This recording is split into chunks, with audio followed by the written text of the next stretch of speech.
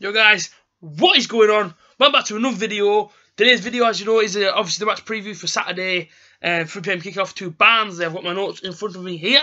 Yeah, looking forward to doing this one. Obviously, Boro come off the back of a brilliant win.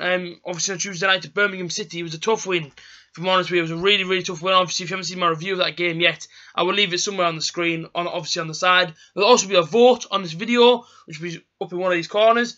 Tap on that. And then, obviously, have your say on who you think will win. And also, there will be a subscribe button somewhere along here towards the end of the video. And it'll be my my most recent video will be here. Somewhere along the screen. But yeah, it'll all be on here. Something just fell over. But yeah, something, like I say, it'll all be on the screen. But obviously, if you're going to Birmingham, just sort of reflect off, reflect on our last win.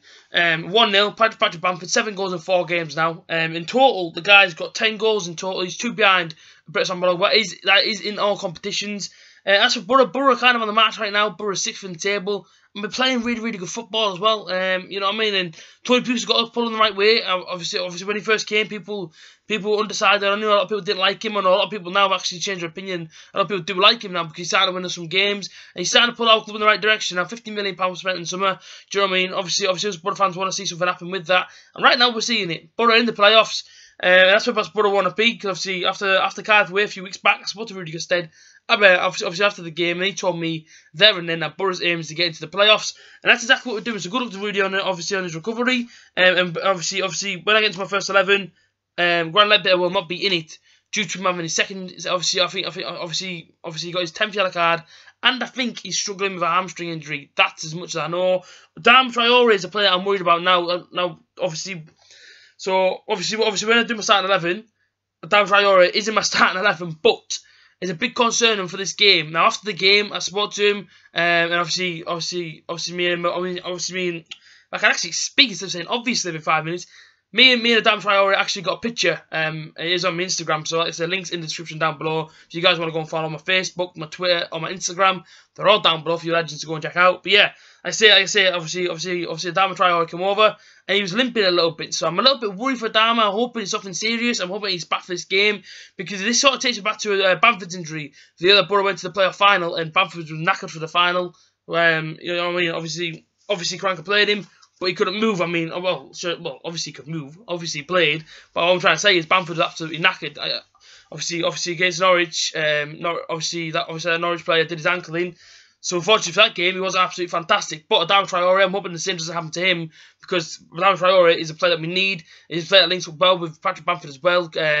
So I say, you know, hopefully he's back for Saturday. But obviously this is the Barnsley preview.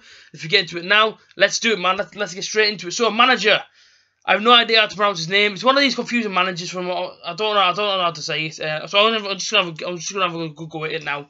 Manager. Jose, don't worry, it's not Jose Mourinho. Jose Moroas. I'm gonna sound like an idiot, man. Jose Moroas, Morais. However you pronounce your last name, I apologise.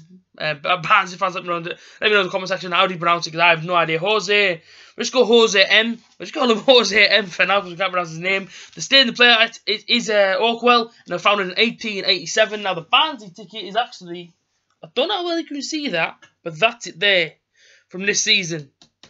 It went on the ticket wall. Birmingham City's is somewhere down.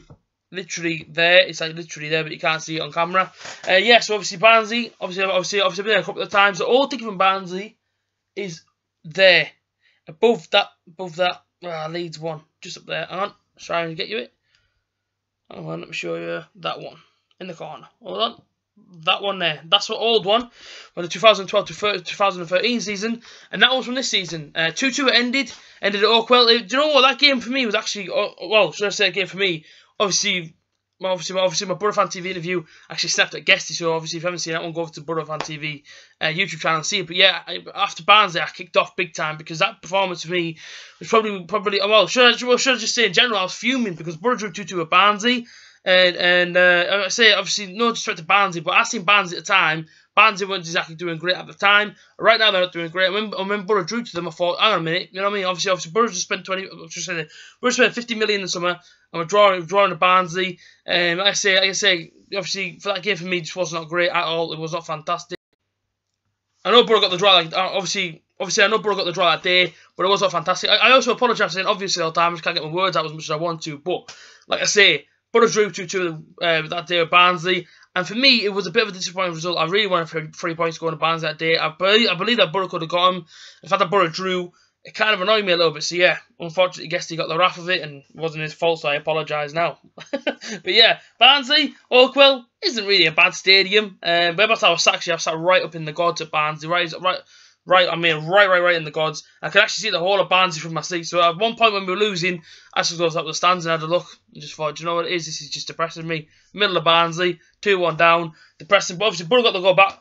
I was going to say Martin and Sombalonga there. No, Martin Braithwaite and Sombalonga got the goals. Sombalonga got the one near the Boro fans in the second half. But like I say, Boro kick on from then, and now Boro are now 6th. So times, you know what I mean? Times have been improving. If we get into Barnsley, like obviously every single preview I do, I always talk about the other team. We're going to get into it now. Wins, draws, and losses. Barnsley's isn't exactly bad. It's okay. Barnsley have lost 2, drawn 2, and won 1. They have beat Birmingham 2-0 away. They drew to Sheffield Wednesday and Hull, same scoreline, 1-1 in each of them games. One was home, one was away. And then they've lost to Burton. They lost to Burton, who I was surprised that they lost to. Lost to Burton 2-1 at home, and they lost to Cardiff 2-1 away. At least they actually scored at Cardiff. Boro didn't score at Cardiff. If you remember a few weeks back, I went all the way to Cardiff, got home at ridiculous clock, and Boro didn't score past them. But they actually managed to score past them, so well done, Barnsley. But yeah, I say, that isn't the form that you want, especially if you're down, obviously, inside the bottom 3. You do not want that form. You don't want it. So Barnsley, kind of struggling, in my opinion. Barnsley are down there, and Barnsley need to get out of there if they want to. Obviously, if they want to survive inside this Premier League. Now, before the season started, I'm pretty sure I put Barnsley in the bottom 3. Not to be disrespectful, I just think Barnsley haven't got really that much of a strong team against other teams in the Championship. Other teams have been in the Championship for a while, and they sort of have, you know, they sort of have built themselves a pretty much a safety Championship team, and if they go to the Premier League to build on. Barnsley haven't really done that. Now, obviously, Barnsley have been in League One as well, but then obviously they come to the Championship. I'm sure one day Barnsley will be, but obviously I'm sure Barnsley. I say, obviously if they stay up this season, next season they could probably kick on. But they are where they are because Barnsley aren't winning games, not really putting a decent run of form together. Winning 1 in the last 5. But don't get me wrong, Barnsley are scoring goals, but it's you know what I mean. Football is a results business, and they're not getting the results at the minute, and that's about as simple as it is. So I go into the league table now. Barnsley currently sit 21st in the table on 32 points. 2 points clear the relegation zone. They win this one, they could go on 19th. That's what Bolton Wanderers are. So if Bolton Wanderers lose, they go on 19th. And that's for Boro. Boro are 6th. Obviously, Boro are in that playoff spot where we all want to be. Even though some people might want to be in the top 2, we are 6th. And we actually sit on 58 points. So obviously a big gap advantage there. Boro sit on 58 points. And obviously if Boro win this one and Derby lose, we're going to go 5th. So even higher up in the table. And hopefully then we just keep pushing and pushing and pushing. That's the aim. And if Boro win on Saturday, we go into 61 points. And then obviously keep on building and building and building. For me, I want to see Boro in the top 2. I don't know how likely that'll be. I don't know if that would happen. I do feel though that if we stay 5th and Fulham stay 4th and we get them in the playoffs, it could be a very difficult 2 legs for us. So ideally, 6th would, well, to be honest, I'd take 6th now if Aston Villa stayed 3rd, because I think Aston Villa might be able to, Boro v Aston Villa, that one might be a bit easier than Boro v Fulham, because Fulham are absolutely on fire at the minute.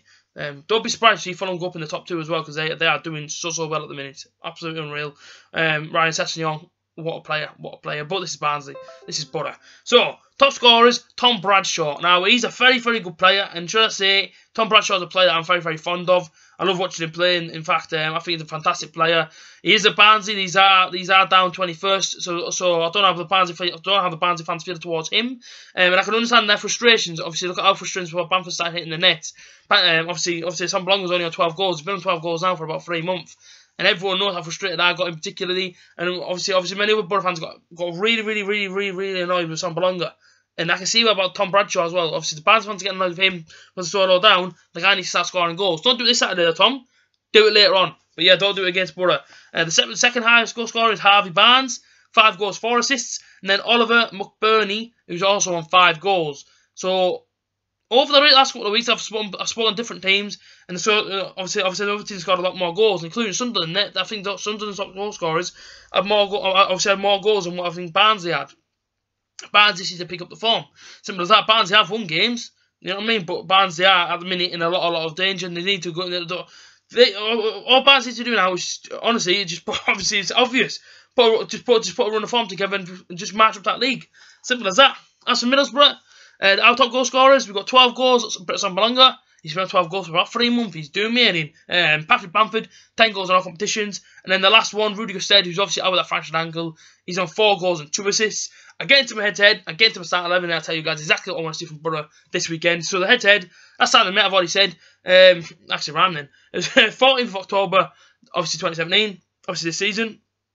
It ended 2-2. Goals from Martin Braithwaite and Britain Balonga. And the last time that Barnsley beat us was 3-2. And that was in the 2012-2013 season. I should say that was the last time I keep saying Burnley. Last time Barnsley beat Boro at the Riverside was 3-2.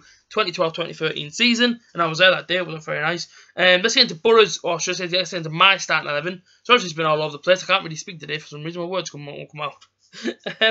In goal, we're going to go for Darren Randolph. Unbelievable performance against Birmingham, absolutely class. Then the back four beating Ryan Shotton, who I didn't think had a great game against Birmingham. Really disappointed him obviously on Tuesday night. He really did disappoint me. I thought he would have a lot better game than what he did. Play against a form team, he wasn't at it. Ben Gibson Ayala, 2 centre-back pairing, fantastic game on Tuesday night for both them lads. Left back George Friend, keeps getting better every single week. This formation is a 4-2-3-1. So the 2 holding midfielders for me, Besic and Adam Clayton, you know what I mean, as I've already explained, Ledbetter is out, so Clayton's going to have to come back in again. But Clayton, for me, did a class job against Birmingham. Absolutely terrific. The 3 in front of them is going to be a Darren Traore. If he's not injured, I'm hoping he's back. On the left, down through the middle, Johnny Howson. And up front, Patrick Bamford. That team there is strong enough to beat any team in this league. Absolutely any team in this league. And like I say, Boro, for me, need to keep winning. And if Boro can finish in that top 2, it'd be, honestly, that would be the best thing to ever happen, ever. Apart from Boro winning the cup and Boro getting promoted. But it doesn't matter, man. That is still massive. That is still massive. But yeah, like I say, my score prediction as well, I'm going to go for a 3-1 Middlesbrough. I think Barnsley, given the form they're on, given the form that we're on, 2 back-to-back wins, we could make this one a 3rd. Barnsley, at the minute, won 1 out of the last 5. It's not really looking great for them. I think Boro could really take Barnsley. Obviously, I think Boro could take Barnsley Saturday, give them a good game and take off 3 points. I'm going to go 3-1. Let me know your score predictions down below in the comment section. The poll will be up here somewhere. My latest video will be up here. My subscribe button will be around here somewhere. It's also down below. Press it. But yeah, smash the like button, guys, as always. And also, all your comments, I will read them and try to get back to them as soon as I can. But yeah, you guys are legends. See you soon. Up the Boro.